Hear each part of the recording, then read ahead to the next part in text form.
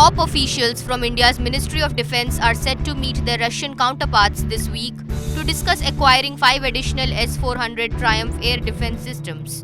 The move aims to bolster India's long-range air defence capabilities, especially along its extensive 7,000-kilometer coastline and in the Northern Command regions. The new deal, expected to be finalized ahead of Russian President Vladimir Putin's visit to India on December 5 for the annual summit with Prime Minister Narendra Modi, follows the 2018 agreement for 5 S-400 systems worth $5.43 billion. Of those, 2 systems are expected to be delivered by the end of 2026. Sources indicate both sides have agreed on the pricing for the additional systems, adjusted for annual inflation since 2018.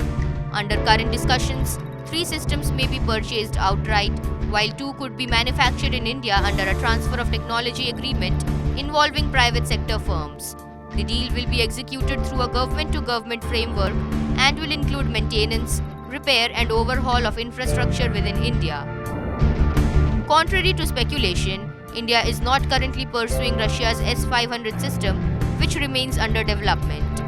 India is also considering the purchase of the RVVBD air-to-air missile with a range exceeding 200 km to upgrade its Su-30 MKI fleet, particularly in response to Pakistan's use of the PL-15 missile during Operation Sindoor. Integration would require radar upgrades on the Su-30s. While IAF Chief Air Chief Marshal Amarpreet Singh has mentioned interest in the Russian Su-57 and US F-35 fifth-generation fighters, no official decision has been made. The S-400 played a key role in Operation Sindoor, deterring Pakistani air operations and successfully intercepting aircraft and missiles at long range.